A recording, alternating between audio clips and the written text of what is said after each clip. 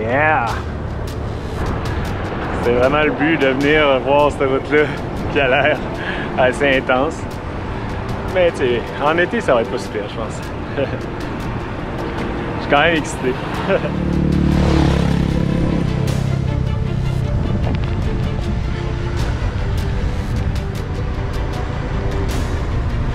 Yes! Première pancarte vers Santarém que je vois.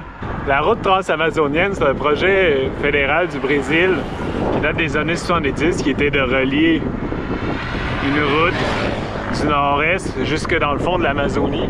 Ça a été comme moyennement un fail parce que le plan initial c'était d'aller jusqu'à la frontière du Pérou, puis tu sais, de toute l'asphalter.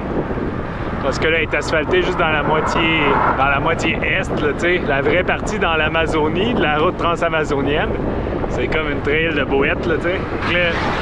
Moi, en allant à Santarém, je verrais pas le pire. Mais je pense qu'il y a une asphalte de temps en temps des petits bouts, là, mais tu sais, c'est vraiment petit peu par petit peu. OK. Quand même, la côte ici aussi. Ouais, il fait chaud, là. Au moins, il n'y a plus de poussière, mais c'est tough. C'est raide, pareil. Oh, c'est un peu déprimant, ça. C'est à pic, pareil. En plein soleil, là. Je prends un petit break, là. Aïe, c'est vraiment brutal à date, là. C'est juste des grosses pentes à pic en monte-descend. J'ai fait 9 km. J'ai genre monté pas loin de 200 mètres dans ça. Google disait que toute la stretch de 35 km jusqu'à la ville où je veux aller, c'était 250, mais là, j'ai fait 200, puis je pense pas que ça slack là en checkant le profil, le topo. Aïe, c'est tough pareil.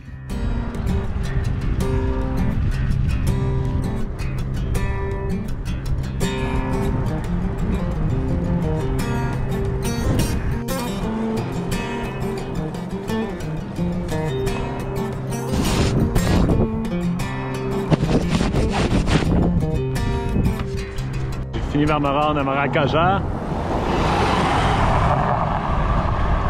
C'est pas gros, mais il est supposé avoir un hôtel.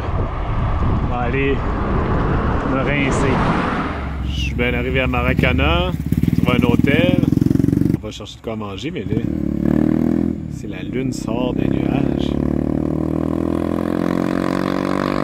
C'est beau. Je me suis pris un pas pire souper, une brochette avec tout le stock. Pas cher, pas cher.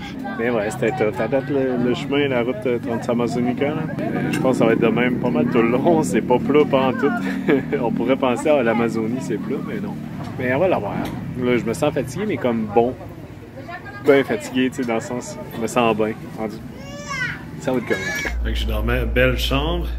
Je me suis rendu aujourd'hui à 993 mètres de dénivelé positif. 76 km. C'est quand même bon.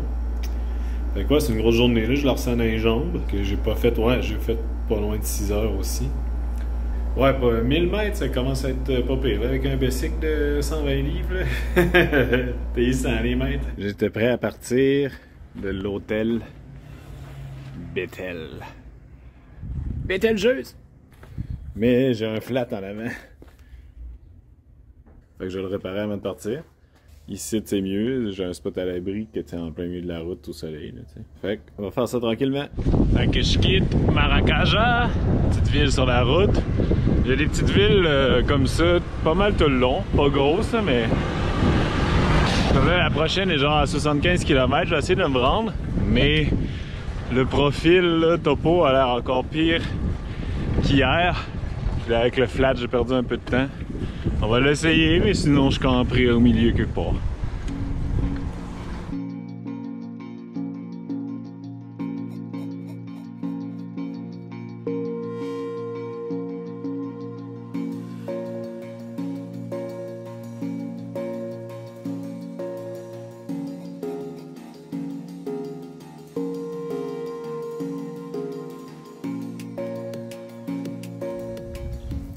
C'est pas trop pire aujourd'hui, il y a un peu plus de nuages. Je suis plus souvent à l'ombre. C'est pas pire. Quand j'ai décidé que j'allais faire des vidéos, j'ai acheté une GoPro, puis vu que je connaissais rien, j'ai comme acheté un chier genre d'accessoires, puis tout. Puis là, je me rends compte qu'il y en a plusieurs que j'utilise pas. Ce que j'utilise le plus, c'est ça. que je vais genre accrocher sur mon guidon, ou ça, qui est juste comme une poignée qui peut servir de trépied, que je vais me filmer en train de pédaler. Mais là, j'ai plein d'affaires. Des fois, je vais utiliser là, des straps là, pour mettre sur la tête quand je fais de la mécanique, pour montrer ce que je fais. J'ai cette grosse affaire-là que j'ai pas pris encore une fois, qui est comme un harnais pour se mettre sur le chest. Fait que je vais l'essayer. Je l'ai jamais essayé. Et là, je traîne ça là, depuis un mois pour rien. Je vais l'essayer. Si c'est pas extrêmement hot, je vais sacrer ça au vidange. J'ai vraiment l'air intelligent. Fait que là, j'ai fait 11 km. Le prochain village, c'est Arata. Pas l'air d'avoir un grand bout de plat à l'horizon. C'est pas trop à pic, mais en même temps, c'est pas... c'est pas un faux plat non plus. Là.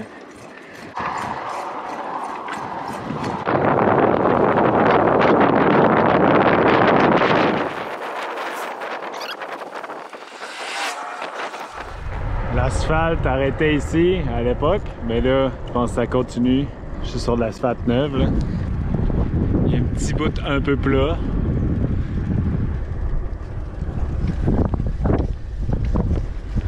Ponche sobre o Iguarape Bruti. Je suis à Arata dans une station-service. J'ai croisé la meilleure affaire. Une machine avec de l'eau potable gelée. Je peux me boire ad nauseam avant de repartir. Fait que j'ai pu remplir ma bouteille de gaz, puis j'ai pris ma douche ici. Le poste de gaz est bien cool. Je parle à une madame qui m'a donné du café. Fatima, muito obrigado. Bom de falar com você, a conhecer o lugar aqui. Aqui fica o Posto Arataú. Posto Arataú. Posto Arataú. Perto de Pacajá. Pacajá. Certo? Ben, je suis à Arataú, puis là, de l'autre bord du pont, ça redevient un petit bout de poussière. Fatima vient de me dire que genre, il y a une grosse montée qui a un nom. C'est genre une légende d'une madame qui est morte. Fait que là, quand les montées ont un nom, c'est qu'ils sont grosses. Oh shit, j'arrive dans la poudre. Rio Arataú. Ah, il y a énormément de la poussière.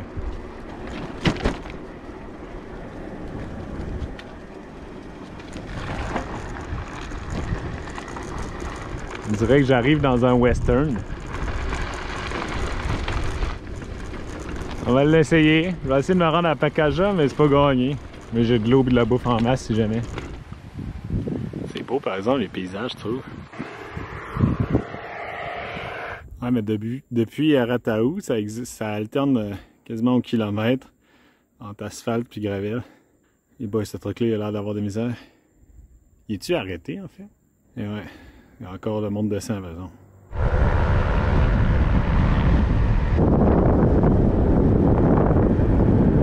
Oh! L'asphalte est déjà fini après 2 km. Oh, ça remonte à pic. Rotage. Aïe aïe, c'est vraiment tough. Je mets mon masque là, ça l'aide un peu. Pas que je m'ennuyais de le mettre là. Pour la poussière, parce qu'il y a beaucoup de trafic. Puis là, il fait 2 montées hyper à pic. Qu'il y a des trucks pognés en plein milieu. Fait que là, 2 de suite, là, je sais pas par où passer, tu sais. C'est en montant, fait que je vais genre à 5 km/h. Aïe, c'est stressant.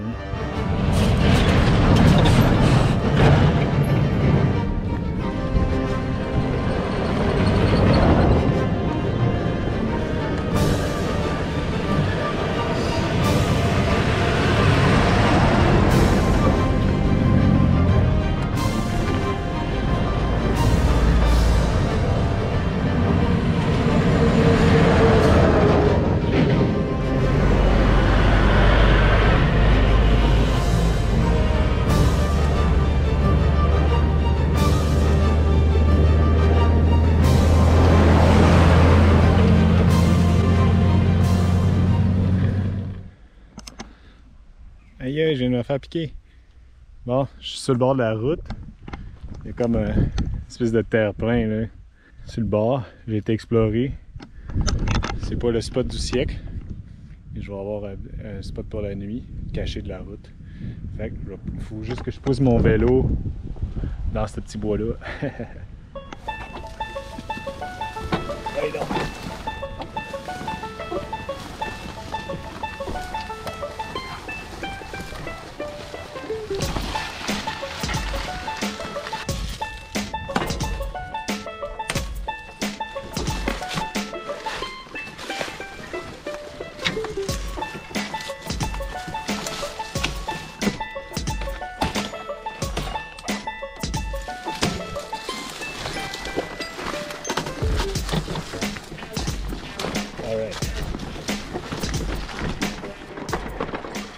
pourrais un peu n'importe où ici. Mais dans le fond, il y a un petit spot à l'ombre. Je vais pouvoir mettre ma chaise.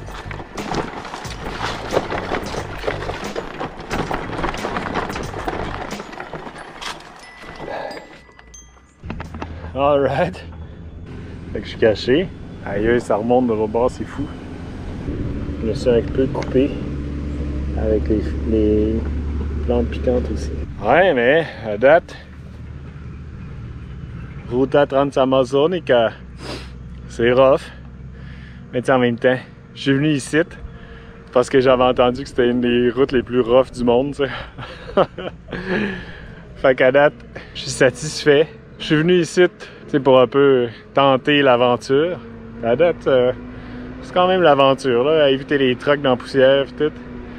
Fait que ça va le faire. Je suis bien fatigué, mais je sais pas, je suis content. Puis là, je pense que je vais me faire des patates frites. Aïe. C'est le moment que je m'assis dans ma chaise, je me sens bien. Mais là, vu que j'avais pris ma douche au dépanneur d'Arataou, je suis pas trop sale. Ça n'a pas été long, le bout dans la poussière, mais ça a été intense. Ouais. Mais c'est pas de la poussière c'est pas de la tâche qu'à Altamira. Ça redevient de l'asphalte. À un moment donné, ça devient de la gravelle pour de vrai jusqu'à la fin. Mais c'est dur de comprendre là, le procédé qu'ils ont fait. Là, ils sont pas allés en continu là, pour asphalter un petit bout là, un petit bout là. Fait qu'on va prendre ça comme ça vient. Mais à date, les bouts en gravelle sont vraiment plus à pic puis plus tough. Il y a de la gravelle un peu lousse, fait que c'est pas mal plus long parce que moi, sur l'asphalte, même si c'est à pic, je monte tranquillement, ça c'est sûr.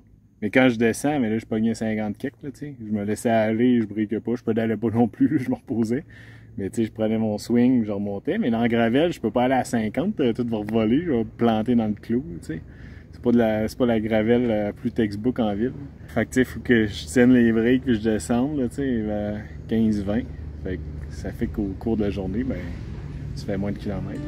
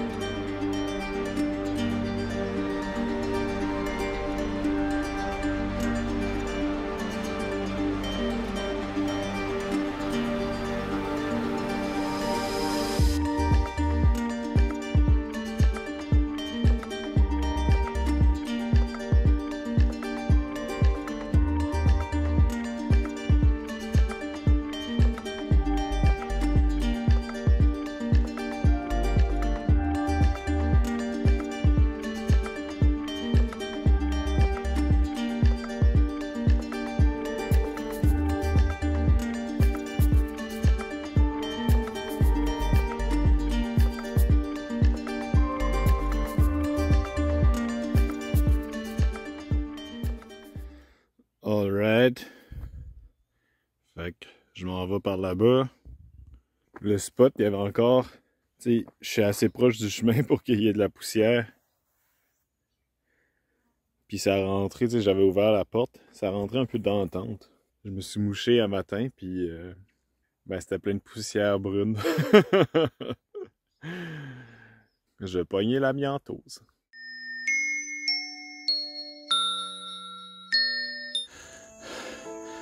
C'est impossible.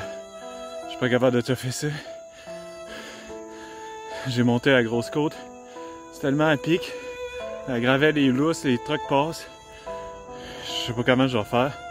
C'est juste impossible. Ok, j'ai repogné l'asphalte. Ça va un peu mieux. Il y a encore de la côte, mais c'est mieux. Alors aujourd'hui, je le sens moins là. Tantôt, je me demandais vraiment ce que je faisais ici. Là. Aïe, aïe. Je suis masochiste. L'horreur.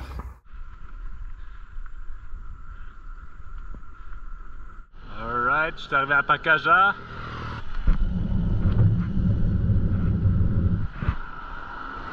En 15 km, j'ai déjà monté 300 mètres. C'est vraiment beaucoup. Je pense que je vais aller voir la station-service si je peux prendre une douche. Donc, je suis dans la station-service, j'ai pris de l'eau de coco, je me suis pris une douche, mais là, je suis mort. Je Je pense que je vais trouver un hôtel, mais j'ai rencontré José.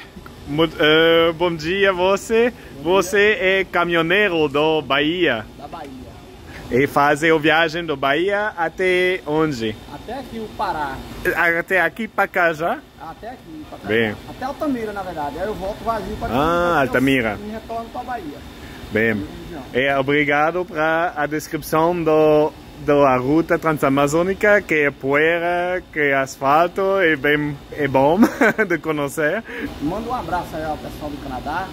Eu tenho um sonho, né, de conhecer o Canadá e quem sabe um dia eu apareço lá no Canadá. Bem. Para passear, para conhecer. Obrigado. É bom, un prazer, José. Fait que ouais, je me suis trouvé une chambre d'hôtel. On dirait que c'est comme si toute la fatigue m'avait rattrapé d'un coup, tu sais, puis j'étais juste plus capable, tu sais, en plein soleil, en train de monter une côte, ça a genre fait... Puis, tu sais, j'étais arrêté, c'est ça, à la station-service, je me suis pris, tu sais, comme quelques boissons, mais pas de la bière, tu sais, j'ai de l'eau de coco puis tout. Puis ça a comme fait, c'est impossible, je repédale aujourd'hui, là, je sais pas, tu sais. C'est juste vraiment tough, tu sais, de la côte en montant un matin. Tu sais, c'est du 10% dans le gravel, avec les trucks qui dépassent, la poussière, de la misère à respirer. C'est tough pour vrai, là. Mais tu sais, je suis pas encore 100% à ma shape, je pense. Mais en tout cas, fait que je vais me reposer aujourd'hui, je vais repartir demain, j'espère l'esprit tranquille. Je me sens un peu poche, tu sais, je suis comme là, rien, je suis dans mes poches.